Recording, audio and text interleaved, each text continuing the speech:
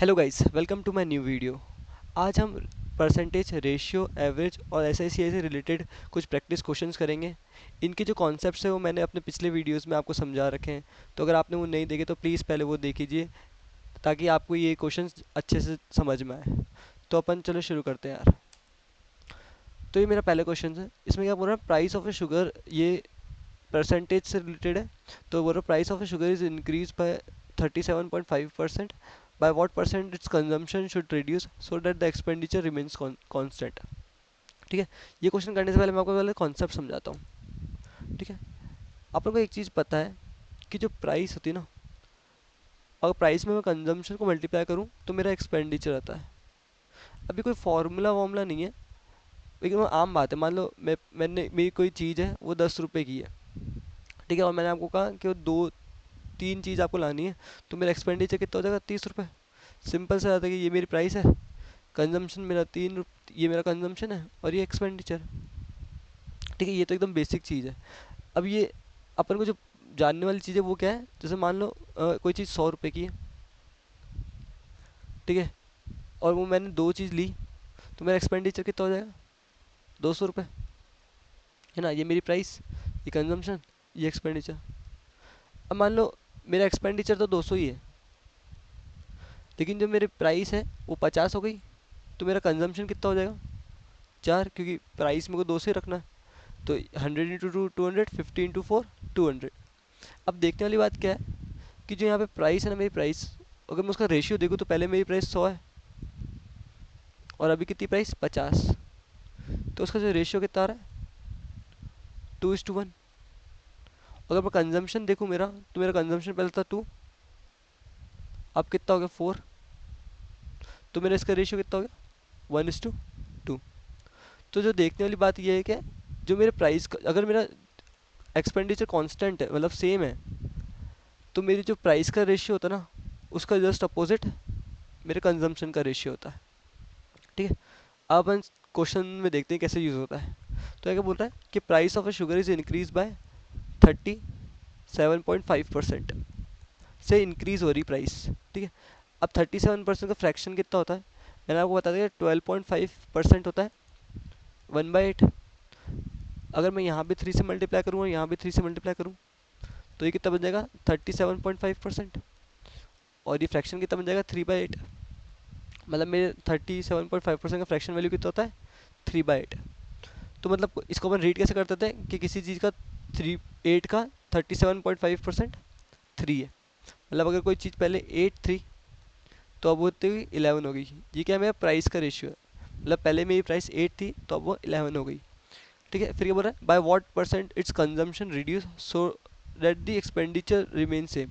अब एक्सपेंडिचर का सेम है मेरा, मतलब एक्सपेंडिचर कांस्टेंट है, तो मेरा जो प्राइस का रेशियो है उसका अपोजिट कितना होगा, मेरे कंजम्पशन का रेशियो। अभी अपन ने देखा। अब बस मुझसे पूछ रहा है कि कितना रिडक्शन आया इसमें परसेंटेज में। तो अगर मेरी पहली चीज़ को 11 थी तो कितने से कम हुई, 3। अब 8 हो गई तो कितने से कम हुई, 3 से कम हुई। कितने पे, 11 पे। फॉर परसेंटेज अपन 100 से मल्टीप्लाई करते थे। और मैंने आपको बताया था कि 1/11 का जो फ्रैक्शन परसेंटेज वैल्यू होती होती थी 0.7, 9.09 होती थी। तो मैं अगर इधर भी इंटू 3 कर दूंगा, इधर भी इंटू 3 कर दूंगा, तो मेरे 3/11 का कितना हो जाएगा, इंटू 3 कर दूँगा 27.27। तो मेरा आंसर कितना आएगा, 27.27%। ठीक है, अब इस ऐसा ही एक और क्वेश्चन करके देखते हैं अपन, ताकि और अच्छे से समझ में आए। तो क्या बोल रहे हैं, due to 25% fall in rate of eggs, one can buy 2 dozen eggs more than the before by investing ₹162 then the original rate per dozen। ठीक है, अब क्वेश्चन क्या कह रहा है कि मान मेरा जो एग है वो पहले कितने का भी आता होगा, उसमें 25% जो रेट है, प्राइस रिड्यूस हो गई। तो मैं इसके मेरे इस रिड्यूस होने की वजह से मैं 2 डज़न एग ज़्यादा ला पाया। 2 डज़न एग ज़्यादा ला पाया कितने रुपए में, 160 रुपये। मतलब पहले भी मैं 162 में लाता था, लेकिन अब क्योंकि प्राइस रिड्यूस हो गई है तो 2 डज़न ज़्यादा लेके आ रहा हूँ। ऑब्वियस सी बात है, अगर मेरी किसी चीज़ की प्राइस कम होगी तो मैं उतने ही रुपये में ज़्यादा चीज़ ला पाऊँगा। ठीक है, तो अगर इसका मतलब मेरा जो एक्सपेंडिचर वो अभी कांस्टेंट है, तो मेरा प्राइस का जो रेशियो होगा उसका अपोजिट मेरे कंजम्पशन का रेशियो होगा। तो मेरा प्राइस का रेशियो कितना दे रखा है यहाँ पे। अब क्या हो रहा है, ये 25% कितना होता है फ्रैक्शन में, 1/4। और इसका अगर रिड्यूस हो रहा है तो कोई चीज़ मेरी पहले 4 थी और 1 से रिड्यूस हो गई, तो अब कितनी हो गई, 3 हो गई। तो मेरा कंजम्पशन कितना हो जाएगा, 3:4। अब आप देख रहे हो कि प्राइस जब, मैंने सही किया ना, प्राइस पहले due to fall 25% in the rate of eggs, ठीक है। तो मेरा कंजम्पशन पहले, कंजम्पशन बढ़ कैसे गया, 3 हो गई। तो मेरा कंजम्पशन पहले 3 था, अब 4 हो गया। हाँ सॉरी, ठीक है। तो मेरा मतलब प्राइस कम हो रही है तो कंजम्पशन ज़्यादा हो गया, पहले मेरा कंजम्पशन 3 था, अब 4 हो गया। तो मेरे हिसाब से कितना बढ़ रहा है, एक कंजम्पशन बढ़ रहा है। क्वेश्चन के हिसाब से एक की वैल्यू कितनी, 2 डजन। तो मेरे 1 की वैल्यू 2 है। देख रहे हो ना आपके, पहले कंजम्पशन 3 था, अब 4 हो गया। और क्वेश्चन बोल रहा है कि एक मेरे 2 डजन ज़्यादा हो रहा है, तो मेरे एक की वैल्यू 2 है। तो मेरे 3 की वैल्यू कितनी हो जाएगी, इंटू 2 कर दूंगा मैं, 6। और मेरे 4 की वैल्यू कितनी हो जाएगी, इंटू 2, 8, है ना। अब मेरे से क्या, ये ओरिजिनल वाला है और ये वाला कौन सा है, न्यू वाला। मुझसे क्या पूछा, ओरिजिनल रेट पूछी है, ठीक है। तो पहले मैं 162 में कितने लाता था, 6 डजन। वैसे पर डजन पूछा है ना, तो पर डजन कितना हो जाएगा, इसको 6 से डिवाइड कर दूंगा मैं, तो कितना, 2 बचेगा, 4, 7। तो ये मेरा आंसर हो जाएगा, ठीक है। अगर मेरे से न्यू पूछा होता तो अब न्यू में कितना ला पा रहा हूँ मैं, 8 ला पा रहा हूँ 162 में, तो डिवाइडेड बाई 8, तो ये पॉइंट में आ जाता कुछ 20 पॉइंट समथिंग कुछ आ जाता, ठीक है। अब ये है कौन सा, रेशियो से, ठीक है।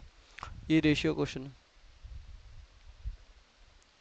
ठीक है। क्या बोल रहे हैं, in a coloured picture of red and green, colour red and green colour is used, अच्छा यहाँ पे, यहाँ पे, यहाँ पे वो आना चाहिए full stop. In the coloured picture of red and green colour, red and green colour is used in the ratio 1:3, ठीक है। ये रेड है और ये green respectively. If the upper half, अच्छा ठीक है, if the upper half is का रेशियो दे रखा है, ग्रीन और रेड का दे रखा है, तो रेड का कितना इसमें 1 है, ग्रीन का 5 है। Then find the ratio of, ठीक है। तो क्या बोल रहा है, मान लो ये पिक्चर है, ये वो पिक्चर है, ठीक है। इसके अंदर इसका जो पूरा रेशियो है, ग्रीन दो कलर से बनी हुई है, दो कलर से बनी हुई पिक्चर। तो जो इसमें रेड और ग्रीन का जो पूरा रेशियो है वो है 1:3। और इसका जो अपर हाफ है ना, अपर हाफ, यहाँ का रेशियो है कल ग्रीन, रेड और ग्रीन का 1.5, मुझे इसका 1:5, ठीक है। तो यहाँ का मुझे पूछा है, ठीक है। अब अगर अपन देखा जाए, ये एरिया है, ये पूरा मान लो ये एरिया है, ठीक है। तुम अब अगर अपना रेड और ग्रीन कलर पूरा 4 है, और ये तो पूरा ये होल है, ये कितना है, ये हाफ का, ठीक है। और इसका एरिया मैं देखूँ तो 6 आ रहा है। अगर मैं देखूँ कि पूरा एरिया 4 है और हाफ का एरिया 6 है, ऐसा हो सकता है क्या, मतलब कोई चीज़ पूरा ही एरिया 4 है और हाफ का एरिया 6, ऐसा तो हो नहीं सकता। जब अगर ये हाफ है तो मेरा जो होल है और हाफ का जो रेशियो है, तो होल तो 2 होना चाहिए और हाफ 1 होना चाहिए, इस रेशियो में होना चाहिए। तो पहले मैं क्या करूँगा, इसका रेशियो इक्वल करूँगा। तो उसके लिए क्या करूँगा, मैं यहाँ पे इन दोनों का एलसीएम कितना था, 3, पहले इन दोनों को इक्वल बनाऊंगा। तो इसका इसका 3, इसको 2 से मल्टीप्लाई करूँगा तो ये इक्वल बन जाएंगे, तो दोनों 12 हो गए। अब क्योंकि मुझे इसको इसका रेशियो डबल चाहिए, तो मैं इसको 2 से भी मल्टीप्लाई करूँगा। इसका मतलब मैं इसको इससे मैं मल्टीप्लाई करूँगा, तो आप देखेंगे सेम हो जाएगा। तो इसको मैं, ये 3 जो 6 होता है, तो 6 से मल्टीप्लाई करूँगा तो यहाँ पे 6, यहाँ पे 18। इसको मैं 2 से मल्टीप्लाई करूँगा तो ये 2 और ये 10। अब आप इनका एरिया देखेंगे ना, तो कितना आएगा, ये आएगा 24 और ये आ जाएगा 12। तो ये देखो हो गया है ना, ये हाफ हो गया है इसका, ठीक है। अब मुझे बस क्या करना है, अब अगर ये होल का एरिया है और ये हाफ का एरिया है, अपर हाफ है, कोई सा भी हाफ ले लो, हाफ का एरिया, तो अगर मैं होल में से हाफ माइनस करूँगा तो मेरे नीचे हाफ का रेशियो आ जाएगा। तो ये 6 है, ये 2 है, तो यहाँ कितना आएगा 4, ये 18 है, 18 में से 10 गए तो 8, इसका रेशियो देखे तो 1:2। तो मेरा लोअर हाफ का रेशियो कितना आ जाएगा 1:2, तो ये आंसर हो जाएगा। ठीक है, अब ये आ गया सी आई एस आई का, एस आई एंड सी आई का। ठीक है, इसमें क्या बोल रहा है, if a certain sum of money amounts to 4900 in 4 years and rupees 7350 in 8 years compounded annually, then in 12 years it will become how much। ठीक है, अब इसके लिए पहले मैं आपको एक कॉन्सेप्ट समझाता हूँ।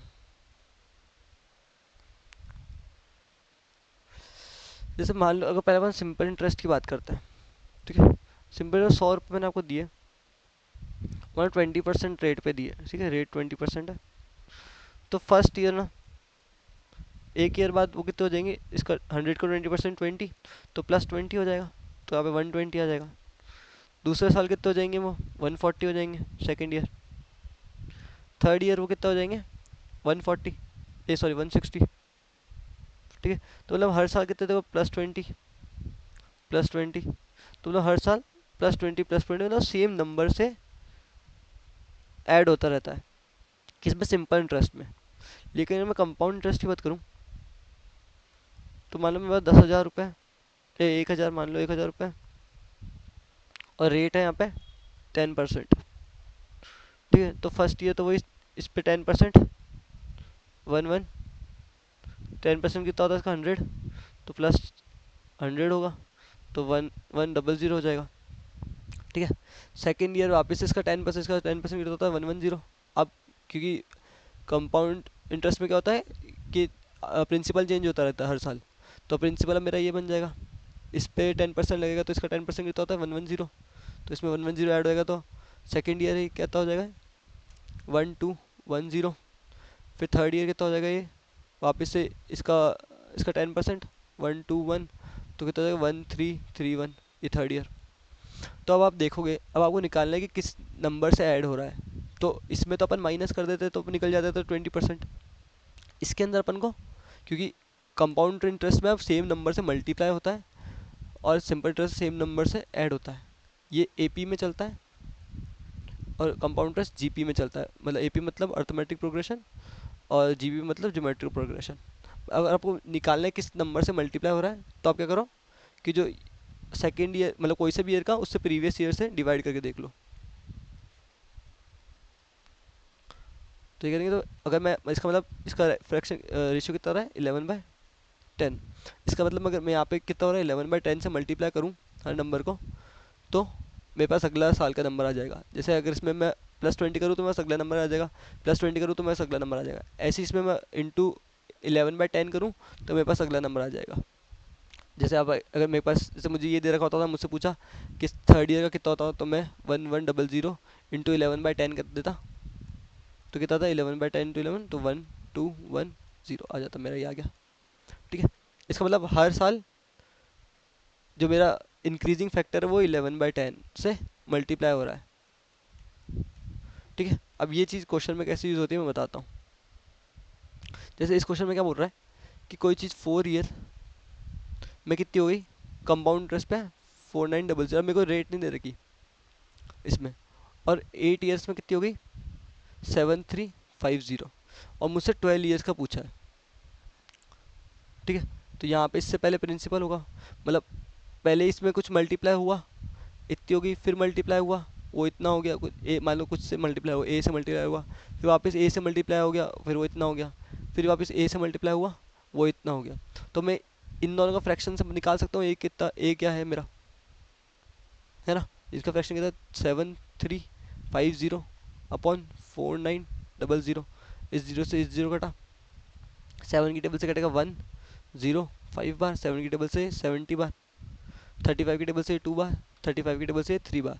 तो मेरा इंक्रीजिंग फैक्टर कितना आ गया, 3/2। मतलब प्रिंसिपल में अगर 3/2 मल्टीप्लाई करता तो मेरा 4900 आ रहा है, 4920 में 3 × 3 करूँगा तो मेरा 7350 आ जाएगा। अब मेरे को 12 ईयर्स में निकालना है, तो मेरे को कितना करना है, 7350 इंटू 3/2 करना है, तो ये कटेगा 3500 और इसका हाफ 350 का हाफ कितना होता है, 25 और 150 175, तो यहाँ पे आएगा 1025। तो ये मेरा आंसर आ जाएगा, क्योंकि इस पे इंटू 3 भी करेंगे ना अपन, तो ये 11025 आएगा। ठीक है, तो ये आंसर हो जाएगा। अब अगला देखते हैं अपन। ठीक है, तो अब ये क्वेश्चन है एवरेज का। ठीक है, अब क्या बोल रहा था, average age of a class is 14 year. If the age of teacher is included then the average of the class becomes 14.5 year.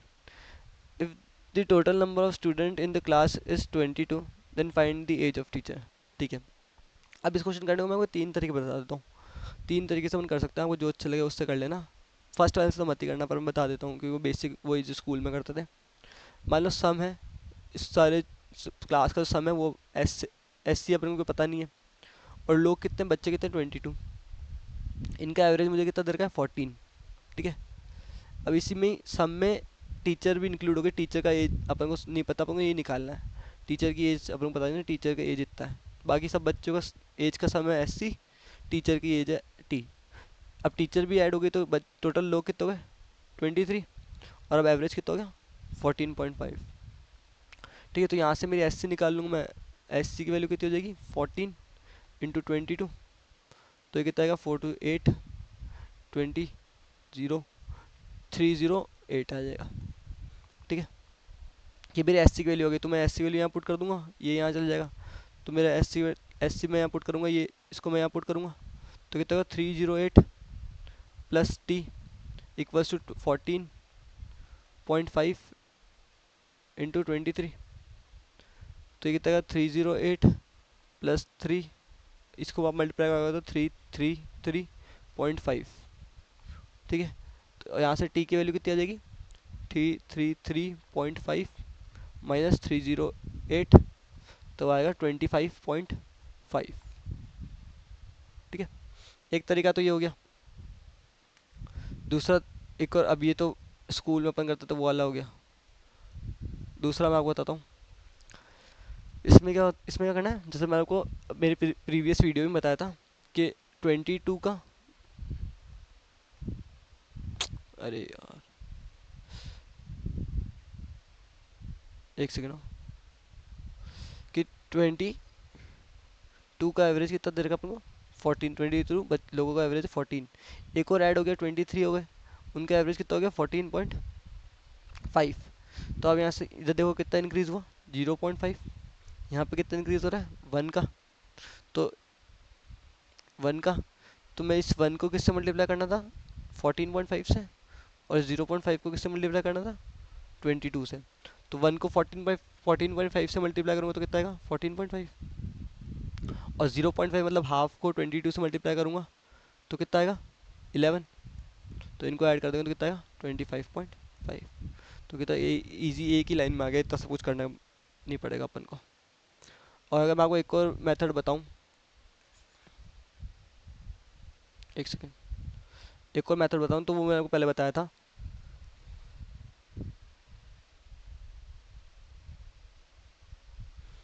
कि अगर जैसे मान लो कि अगर टीचर है, उसकी एज भी 14 ही होती, तो क्या मेरा एवरेज में कोई चेंज आता, कुछ चेंज नहीं आता, क्योंकि एक जना और आ रहा है 14 लेके, सबका एवरेज पहले ही 14 है, तो एवरेज में चेंज नहीं आता। लेकिन अगर एवरेज 0.5 से बढ़ रहा है, तो मतलब हर नंबर जो 23 हो गए, सब मेरा 25 से बढ़ा होगा, तभी मेरा एवरेज में चेंज आएगा। क्योंकि अगर हर नंबर में, मैंने आपको बताया था कि अगर हर नंबर में मैं सेम नंबर ऐड करूँगा, तो मेरा एवरेज भी, जो भी एवरेज मेरा एक्स है वो भी ए से बढ़ जाएगा। अगर मैंने हर नंबर में प्लस ए किया, तो मेरा एवरेज भी प्लस ए हो जाएगा।